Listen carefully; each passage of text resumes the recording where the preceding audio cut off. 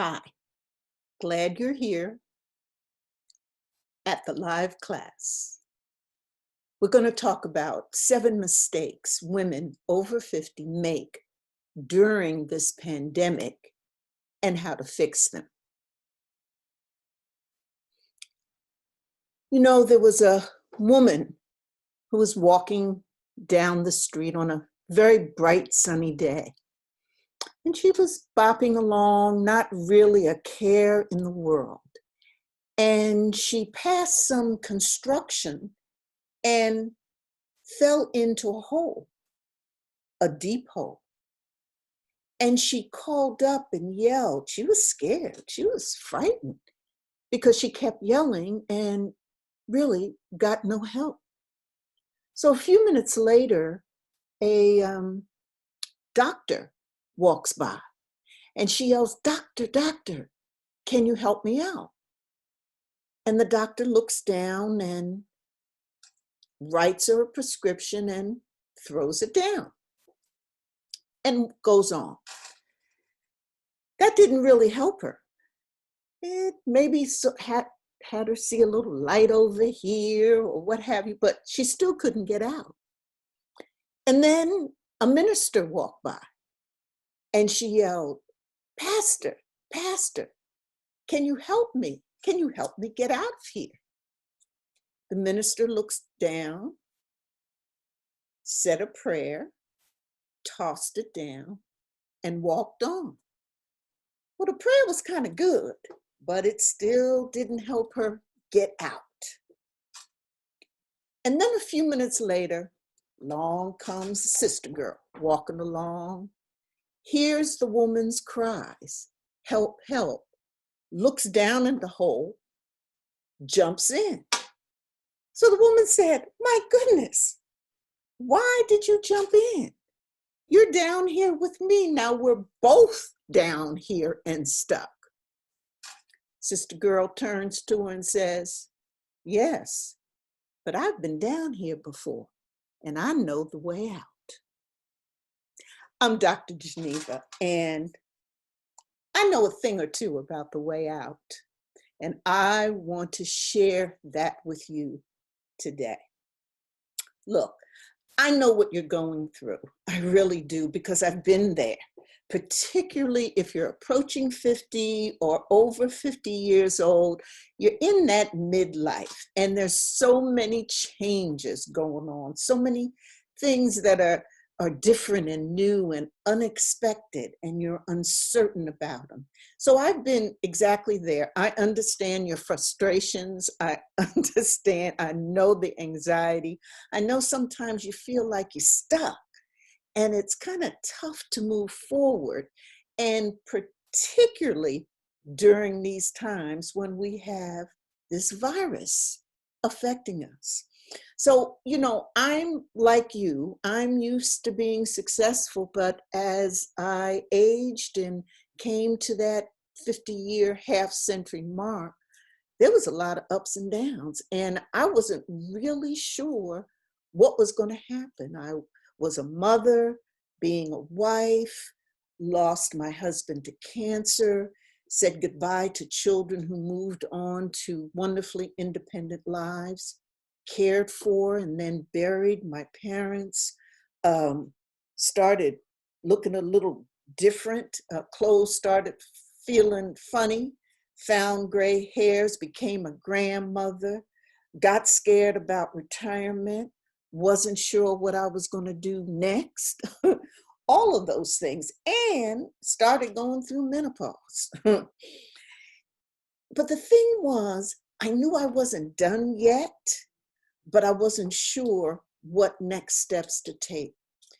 It was lonely, kind of scary, definitely uncertain, because I wasn't sure about what my next steps would be. You know, that uncertainty, that unpredictability that happens, particularly when you reach this midpoint in your life. And, you know, I knew I wasn't done, but I was confused about what I was going to do. And then I discovered the dash, you know, that horizontal line that is between the time you born and the time you die. And it really is in that dash where you make the difference in your life, where you find meaning and purpose. And for me, I found that meaning and purpose. And I began to, really decide that I wanted to live, and I wanted to live longer, but I wanted to live longer vibrantly. And so that meant that I had to do things, I had to be clear about my next steps. I needed to reinvent myself. And so I did. And I now work with women who are trying to figure out their next steps and trying to decide, what should we do? What can I do, particularly with this pandemic virus that's now facing us? So I have degrees. I've run United Way. I've been in nonprofits as an award-winning executive for 40 years, and then went into entrepreneurship and started my own business. And much of this I did at my late 60s. I'm now in my 70s. I'm a Amazon best-selling author, and one of my books is about women living over 50. I'm a podcaster, as I mentioned, have over 100 podcasts, and just started that a few years ago. And so I've been out there doing things, reinventing myself. And as this pandemic began to grow and grow, I said, well, I work with women so much, and I work with them around their next steps. What can I do? What should I do to talk with women, particularly women who are in their midlife, about this very scary predicament we're in? And so I began to do research. Because I've been in the nonprofits and health and human services field for many years, I have an extensive network and background on health and human service issues, and have public health colleagues all across the country. So I began to talk with them, and I talked to also hundreds of women, listening to their fears, hearing their concerns. And I decided that it would be important for me to not only listen, but to share what some of the things I discovered, my view, my opinion about what women are doing that are mistakes during this very scary time, during this pandemic time, this unprecedented time. So I've pulled together the best of my research, conversation, experience, being out there, and knowing a thing or two or three in my 70s, and decided to put it all together and have this conversation with you. And that's who I am, and that's what I do. And I thought that it would be important for you to learn about what these things would be. And so by the end of this class, my hope is that you'll know how to fix these 7 mistakes, forgetting to remind yourself that this is temporary, not giving yourself enough credit for doing the best that you can, not creating a routine, not keeping your SIHIT together. You ain't making the right moves. I hope you'll learn to fix that. Not learning how to cope with fear, and saving the best for last. You're not putting together a self-care toolbox for these times. So let's get started.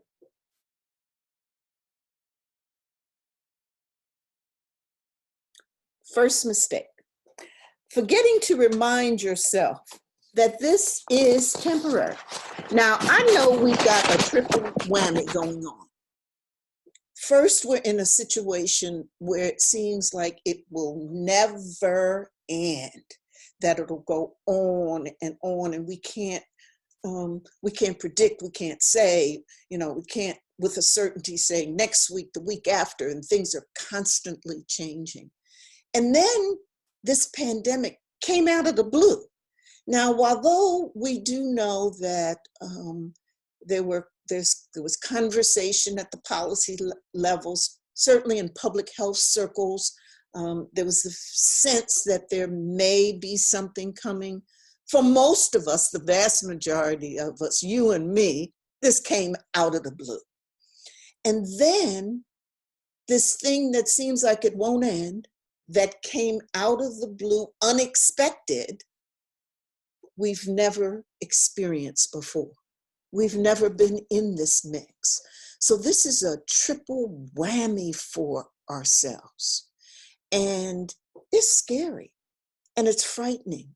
And we feel alone and isolated. And that's natural because it's this triple whammy. It's boom, boom, boom, hit us over our head.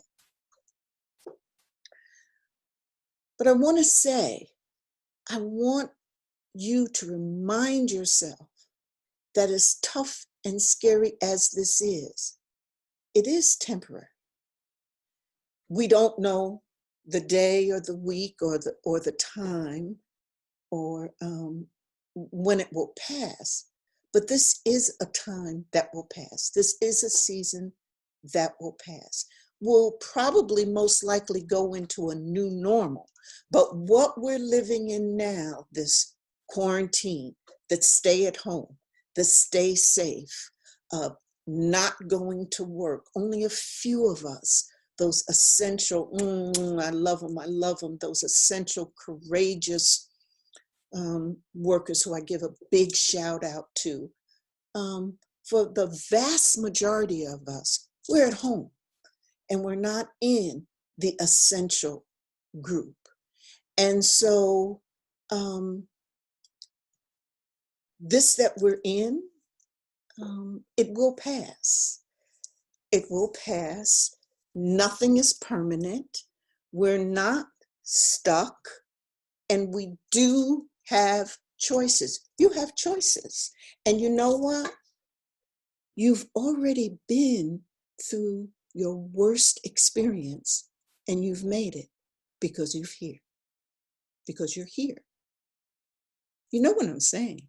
Somewhere in your life, you've experienced tragedy. You've been frightened. You've felt isolated. You felt grief. You felt lonely because you're here. The older we get, the more we experience things.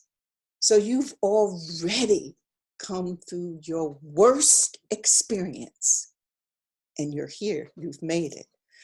My last worst experience was losing my husband of 40 years to cancer and my aging parents, my mom and my dad, all within the same few months. And it was devastating for me. I had never felt so alone, isolated, scared, and I had never been in that situation before. But it was like a triple whammy. It seemed like this loneliness and uncertainty and never being here would never end. It came out of the blue for me. I didn't expect it to happen all at once. My husband's cancer just came on and it took him out. And I had never been without these three most important people in my life before. And here I was in my 60s. It's a triple whammy. I thought I would never experience anything like that, but that was my worst experience, and I've come through it. Just like you have come through your worst experiences. So this too will pass. And I know it's tough now, but maybe thinking about some of the lessons. What are the lessons here? It's going to be a new normal. What have we learned? I know I've learned a lot about myself. I've connected even deeper with my family. I've had another wake-up call about what's important in life. We're going to learn a lot of lessons through these crises, and there's going to be change. So don't forget to remind yourself that this is temporary.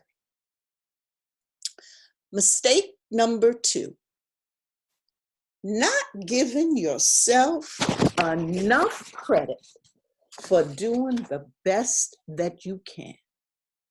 You know, there's a lot going on in this never before situation, a whole bunch of it going on. We're seeing new things. We're experiencing new things. We're, discovering things about ourselves, about our family. It's a lot going on. And I've got to say to you to take it easy and be easy on yourself. And be okay with yourself if you're experiencing more anxiety or depression than you normally do. It's okay. You are not alone. And you ain't alone in your struggles. There are so many people who are going through this. And another thing is you can't fail. You know why you can't fail? Because we've never been in this before. So no one has the roadmap. No one has the prescription. No one has the should do 1, 2, A, B, C, 3. No one does. So you are doing the best as you can, making it up as you go, and you're doing the best as you can, and you can't fail. You're doing the best that you can. So I want you to accept yourself. You're not accepting yourself enough. You're not being kind enough to yourself for what you're doing, for the strength that you have, for the courage that you have. Stay positive. This will get better. We will be better. And believe in yourself. Believe that you, in fact, will come out of this. You're going to come out of this stronger. You're going to come out of this learning a lot. It's going to be different coming out. But you will come out and you're doing the best that you can. So don't make the mistake of not giving yourself enough credit for doing what you can, for, just being cool, just doing those things right. And so I want you to remind yourself to give yourself enough credit. The third mistake that I'm finding that women over 50 aren't doing is they're not creating a routine. Now, as I say, particularly to my younger sisters, that winging it ain't cool during the crisis. Now, it was great. Them first few days, maybe the first week or so, sleeping late, laying cool, not maybe putting on makeup or getting up, some of us not showering, just, it was cool. I mean, it was just like, we probably didn't want to be all in it, but it was different. Didn't have to go any place. You didn't have to go shopping. You didn't have to go list. You didn't have to go work. All of these things. So for the first few days or so, but now winging it ain't cool. It's just not. Routines can be anchors, and they really are. No matter what's going on our day, knowing when, mealtime is or sleep time is, or getting the kids ready, or talking to a loved one, setting times, doing things regularly, that can be a real comfort, because a daily routine provides structure and a logical sequence to our lives. It does provide this framework within which we do our activities, and we become comfortable and familiar with it, and it just kind of creates the structure. And so the benefits are very important, and putting us in the right mindset, and how doing things in a regular way or routine gives us this sense of normalcy. And you see, having this sense of something you can control and that it's normal helps during these times of high stress. It helps train you and your brain to get into the right mindset and flow at the right time. And it in this whole sense of improving our emotional well-being, and a sense of health and dealing with uncertainties, these routines are good. It's good to get regular sleep, regular meals, having a regular work schedule in your house. Again, it helps maintain this sense of normalcy, and this is what we need right now. And also, having a routine helps us cope with stress, because we're not getting up kind of, oh, what is it I got to do now? Or what do I have to do? Or, you're not over the place. You're not scattered all over the place. You have some sense of, well, every day at a certain time, I'm going to do X, Y, Z. And this, you don't have to think about it. You don't have to stress out about it. You don't have to fill up your brains and your thoughts with all the things. What am I going to do? And I have to create a to-do list, and I got to do all these things. No, that can be incredibly overwhelming. Because so when we have a routine, a lot of the things, not everything, but the things that are important, the things that matter to us, that deal with our family, that are goals that we want to achieve. It just makes it better. And we don't have to think about it, like brushing your teeth. Okay, so that's a routine. And I'm sure you do it at a certain time. Either it's, before you take your shower, after you bathe, first thing in the morning, second thing, or after you eat, whatever it is. Most likely you brush your teeth every day at the same time. You don't think about it. So it's not something you stress out about because you don't think about it. You just do it. It's a habit. It's a normal. That's what routines give you. So it takes a lot of stress off your mind. You don't think about it. You just do it. It takes out the guesswork and the uncertainty about certain times of our day, which allow us to feel a lot more in control and less stress. And having a routine does create structure. And we, again, need structure to create those daily habits and perhaps even get rid of some habits. And organizing our time really gives us the opportunity to build in the blocks of time for things that are important for us. And again, creating that structure helps us with developing and creating our new normal. So having the right mindset, sense of normalcy, the ability to cope with stress, creating structure, all of these are benefits of creating this routine. And it's important for you to design a routine that works for you. And I like to say works for you on the regular, means that work for you, you do it regularly.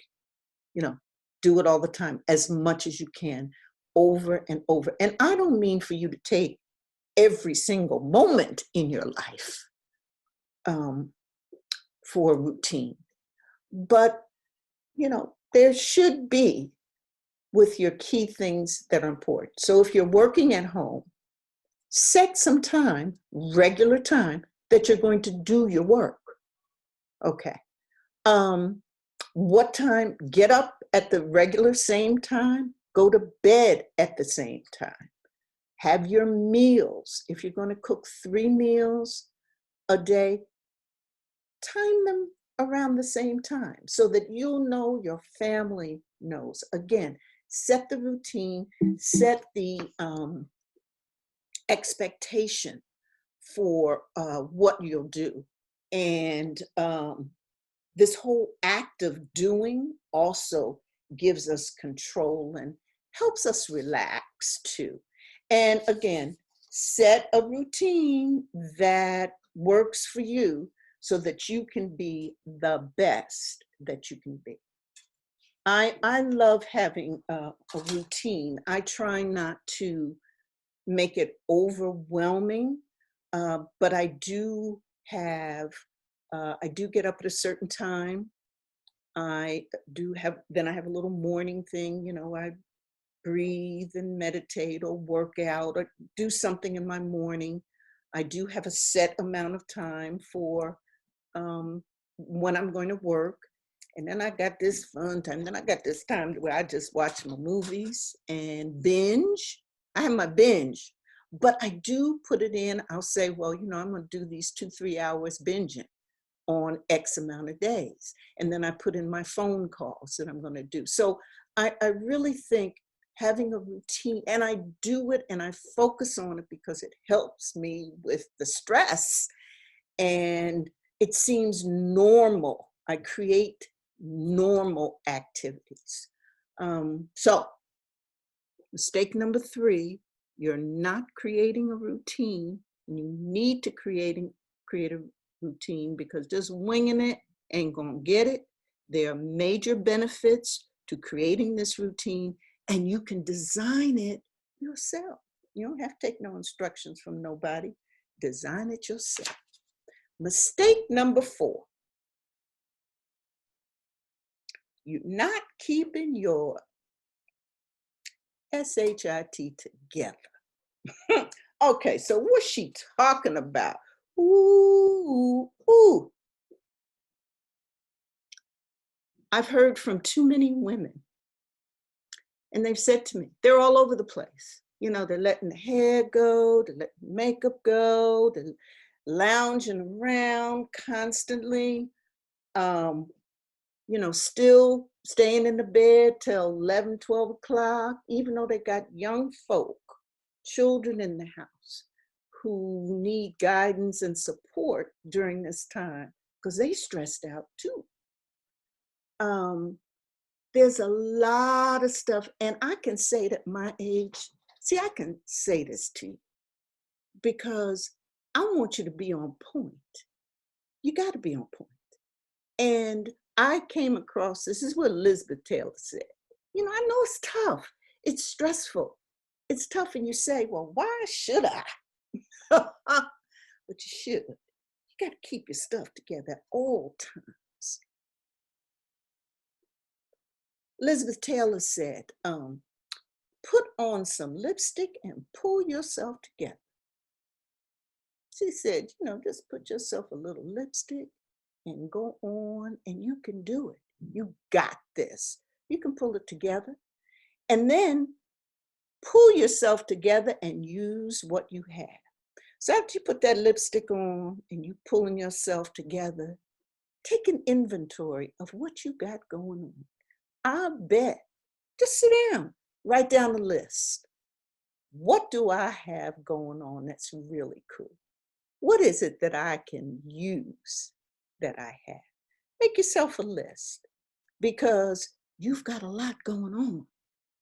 And there's no reason for you being in the dumps at this point. Now, let me tell you, I understand this situation is scary. We don't know what's going to happen. We really don't. But nobody does. So what can you control? You can control you. Yes, you can. You can keep your stuff together. You can be on point.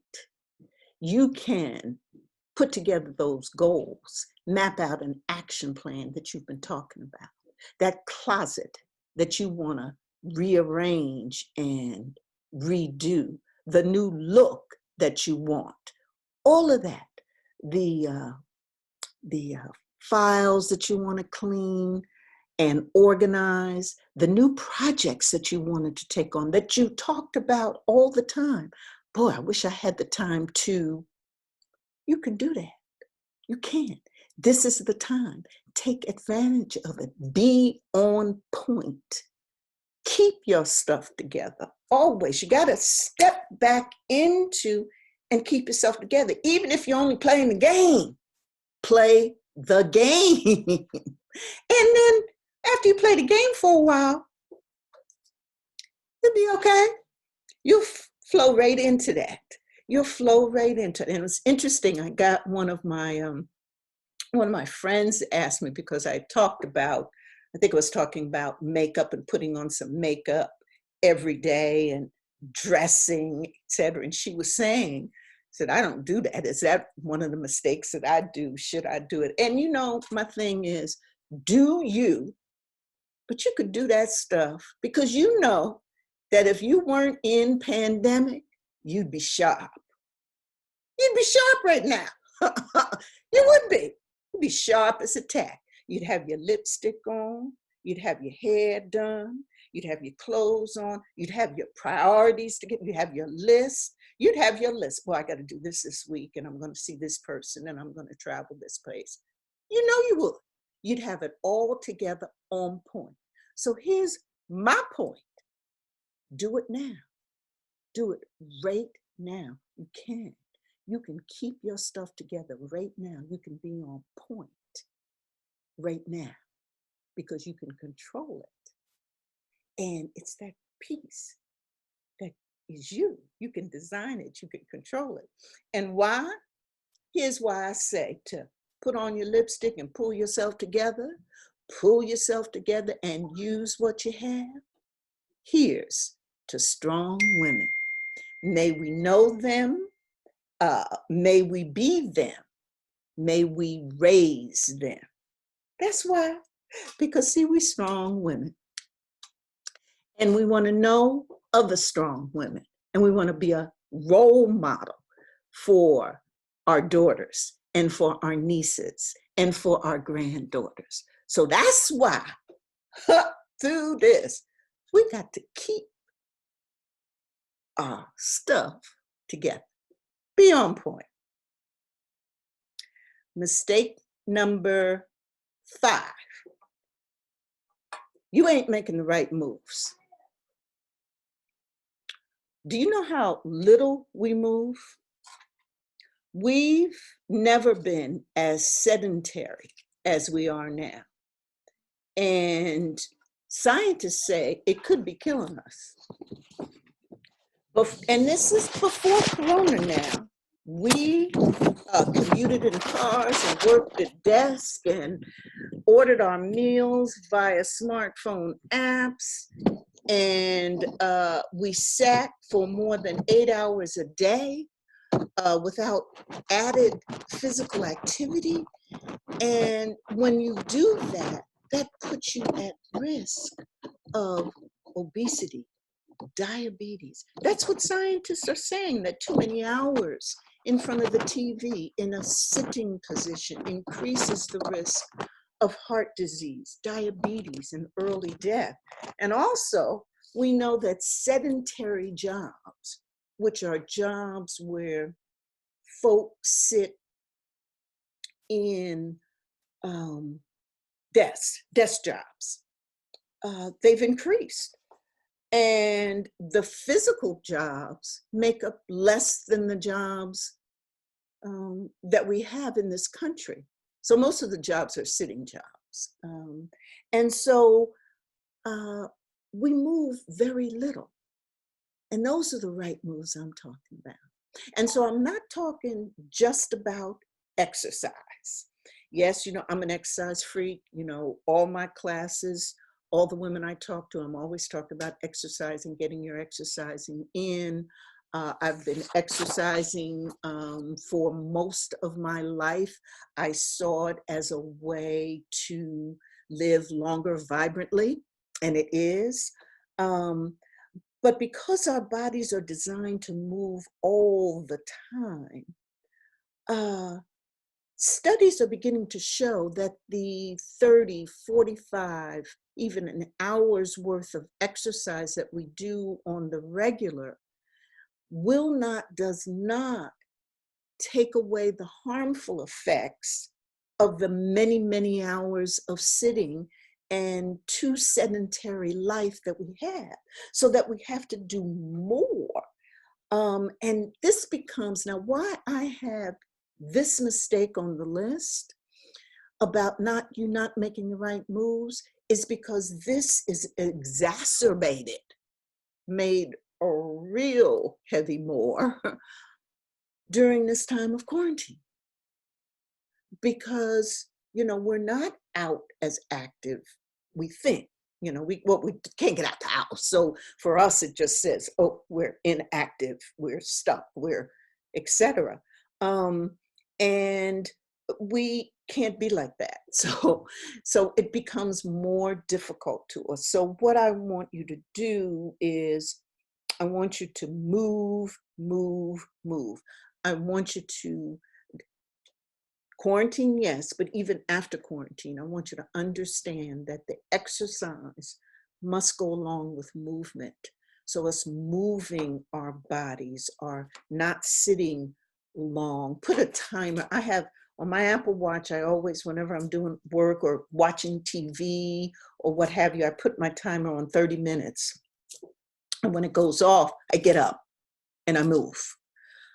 Because if I didn't, I could literally sit in a seat for an hour or two, particularly if I'm watching a good movie. I could do that. So you move when you when you're talking on the phone, move around, don't sit on the steps. Find creative ways that you can move your body. Keep it in a constant state of movement, along with the yoga programs and the exercise programs that you can do on TV, and the exercising that you do in your house. And then when this is over, all that great exercise. But you're not making the right moves if you're not adding movement, if you're not moving and moving that body. Stretching exercises are incredibly good during this time. So you can learn, and you can go anywhere. YouTube, there's so many great stretching, Google it, great stretching exercises that you can use. And so, the virus can, yes, be very scary. So it's very important to use this time to focus on upping our self-care in this area and making sure we're looking after ourselves in the best way that we can. And one of those is to not make the mistake of making wrong moves.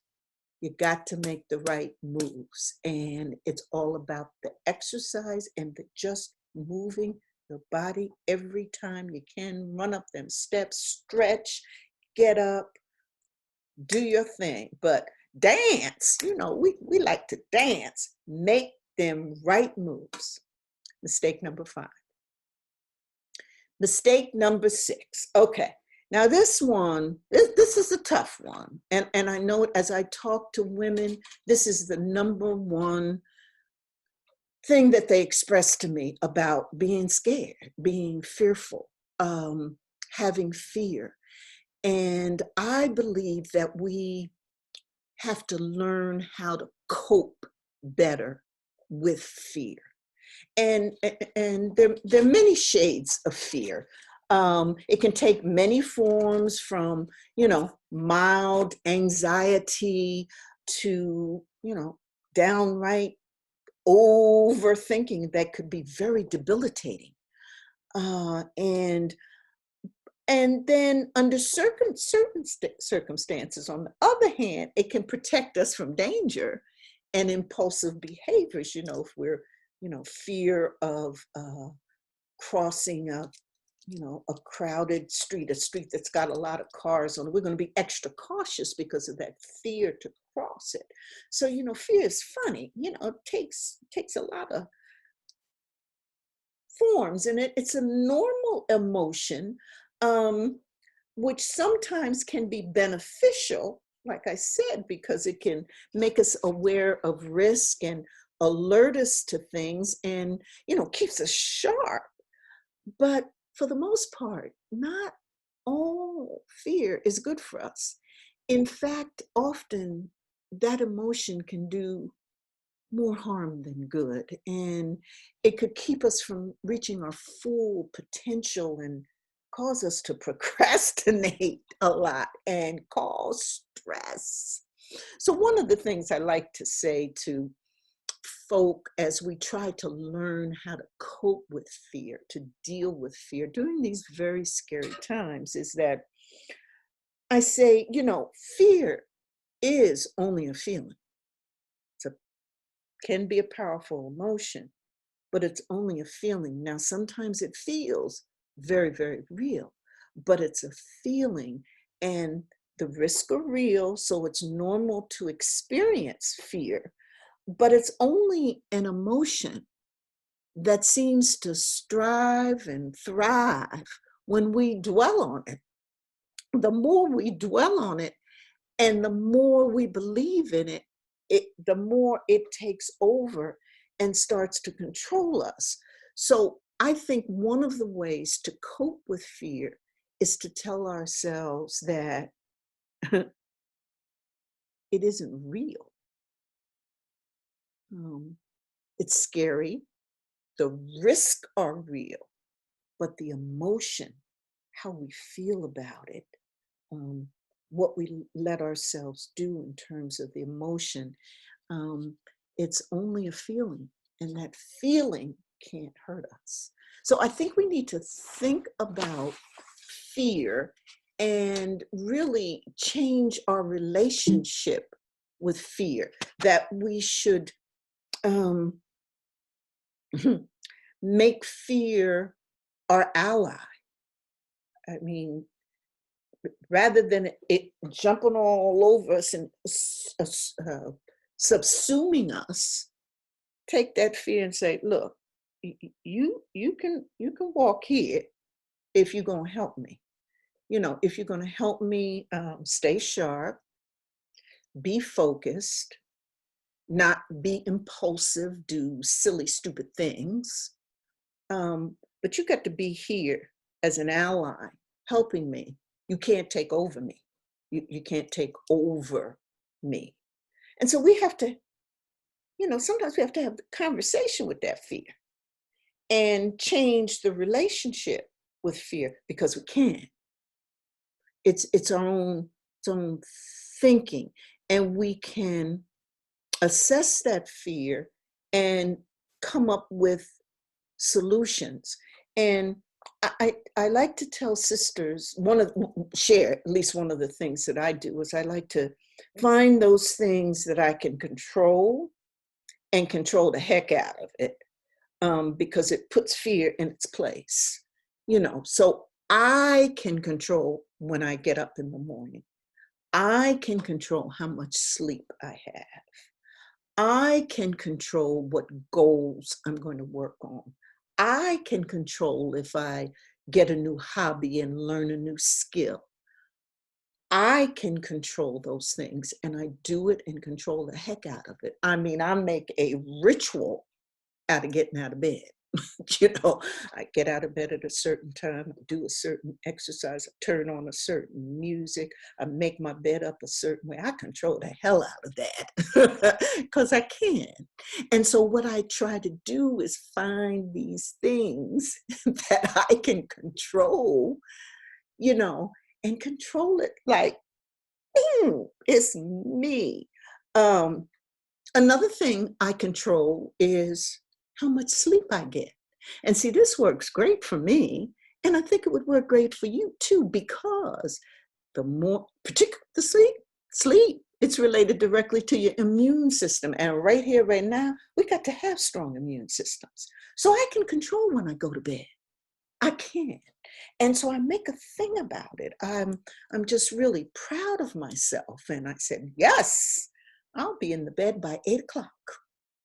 Yes, I'll be in the bed by 8:30.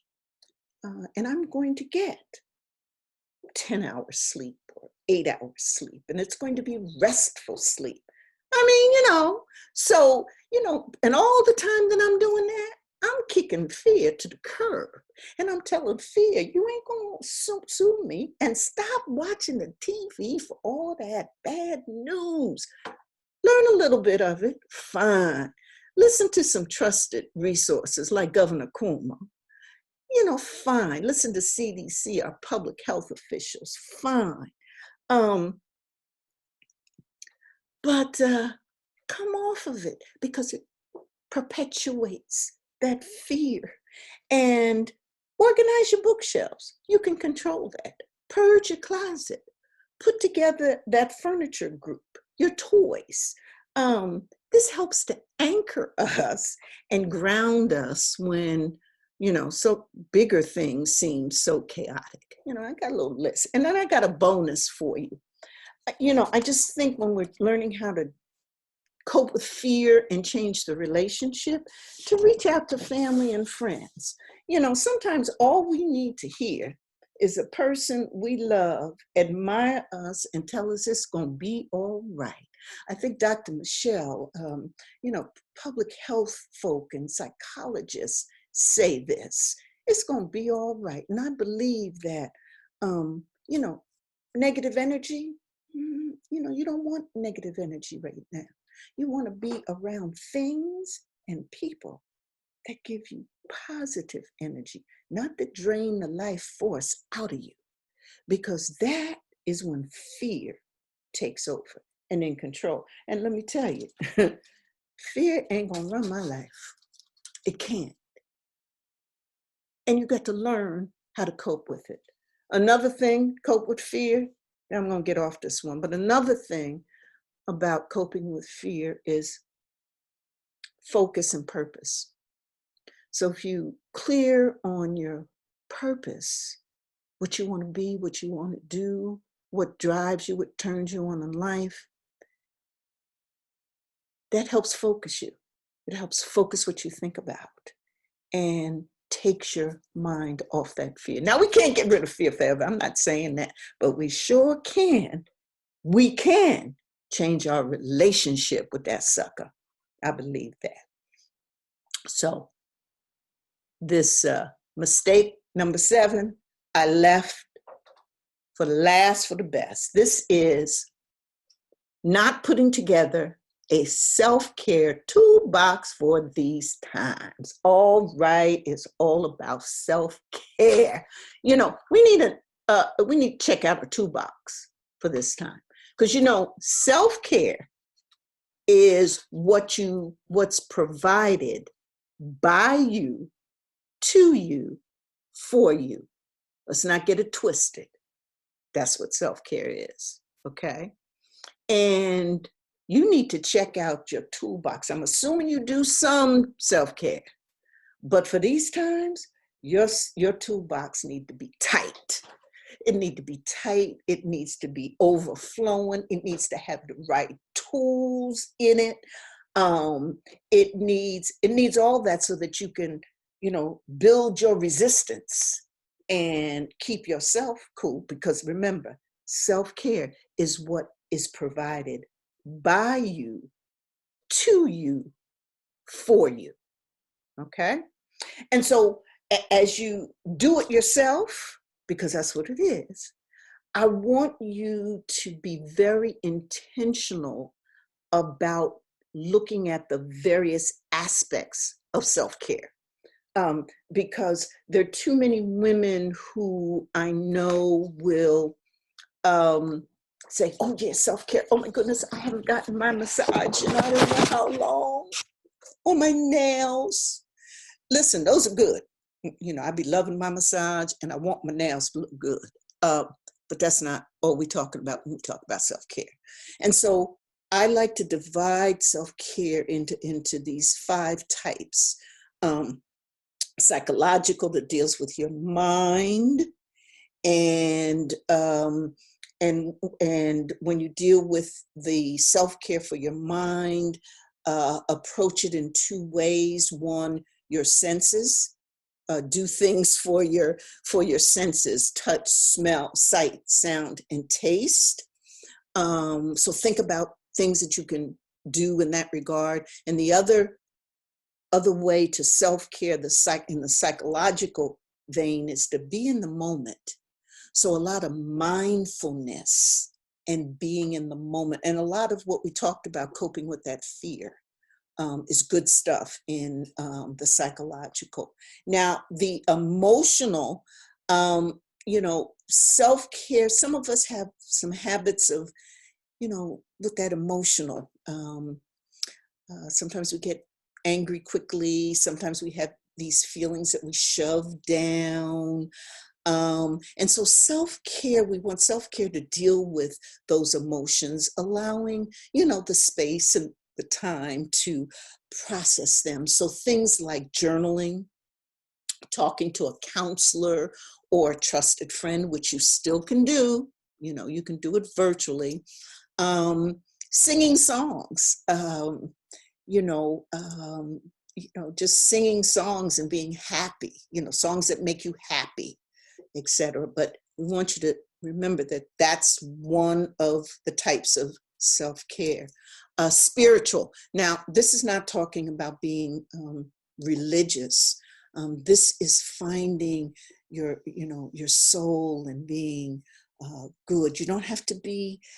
This is getting in touch with your spiritual side. So for self-care, in spiritual lens, you can, positive affirmations are really great.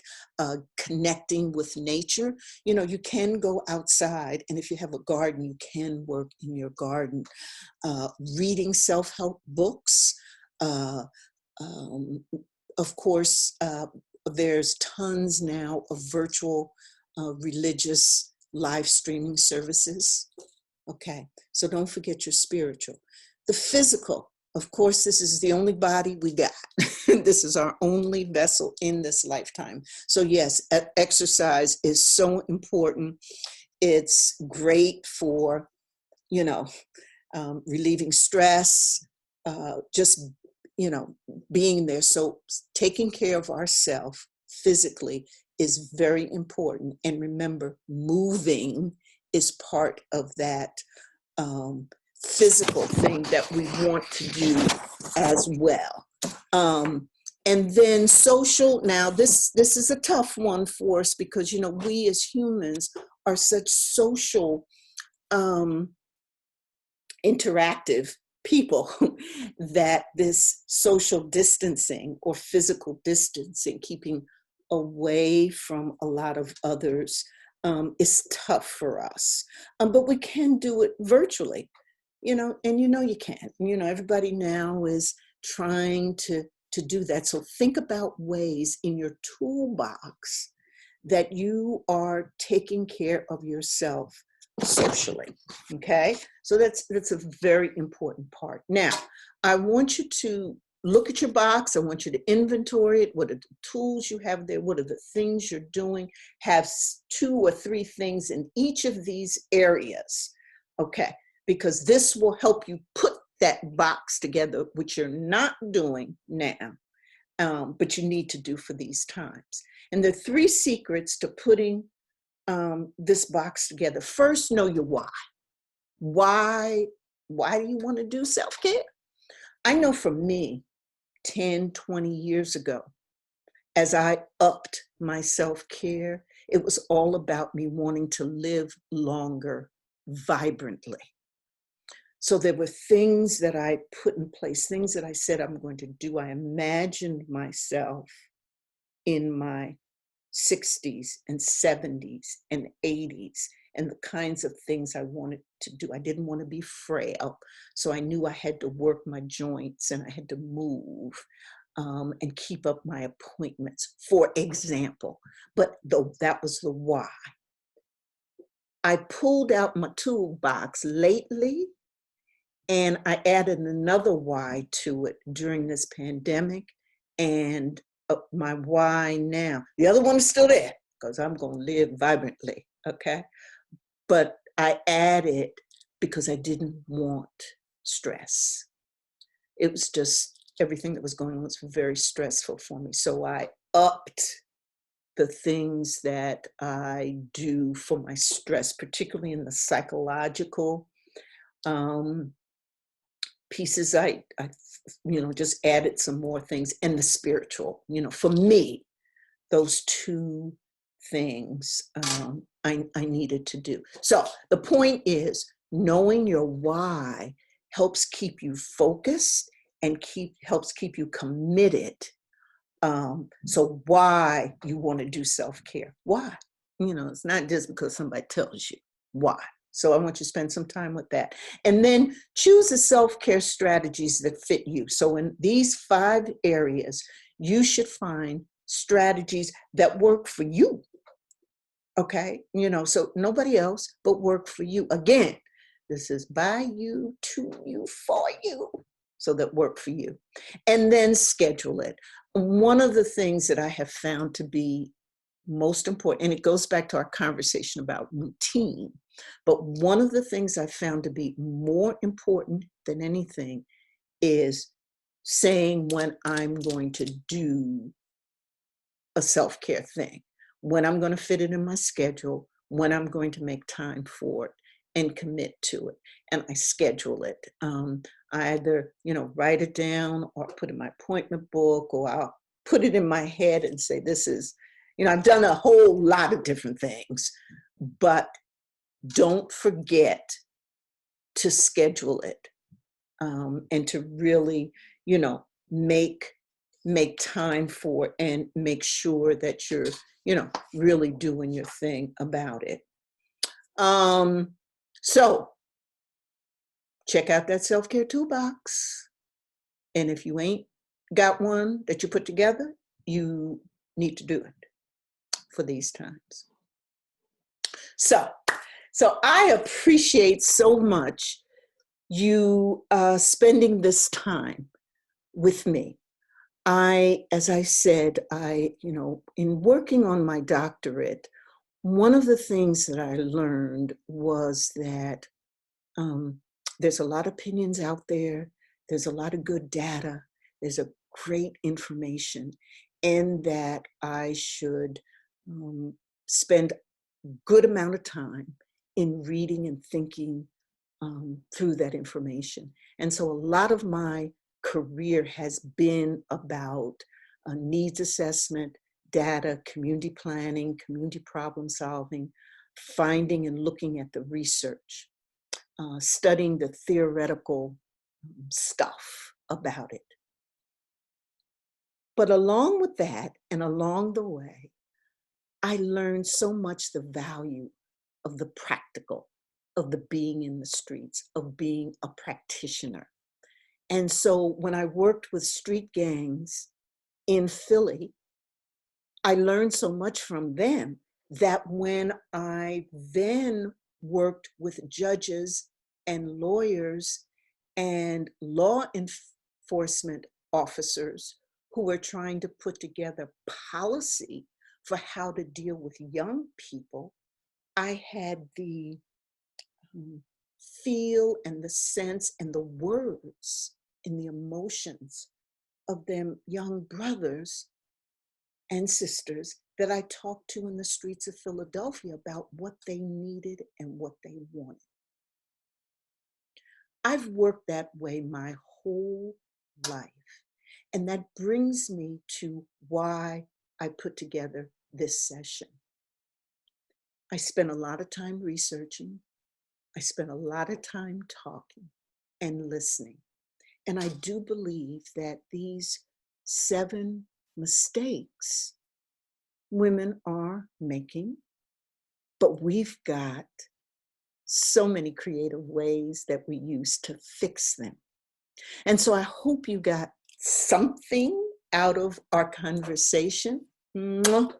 I always love and appreciate you, and it's such an honor for me to be here. I hope that you would, if you're not a member of my Extraordinary Women Influencers Facebook group, I hope you will go join.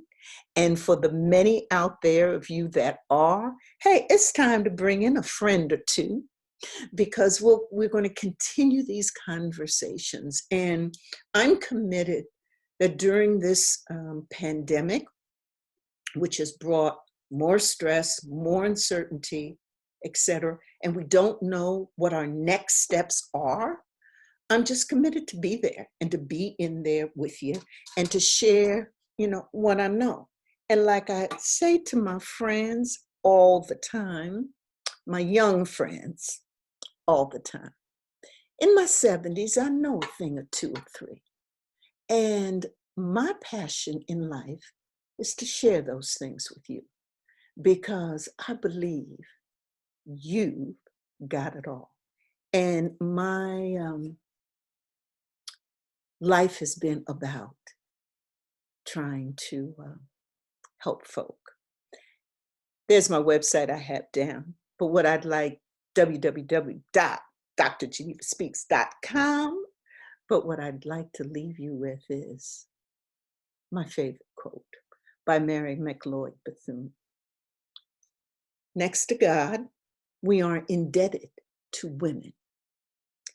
First, for life itself, and then for making it worth living. You, my sisters, make life worth living, and I am so honored to be on this journey with you to give whatever I can to help you design the life you love. Mwah. I just love you so much, and I want to continue to wish you the best of everything, and give me some comments, and if you've got questions, I'd love to do all that sort of good stuff, and I will see you again soon.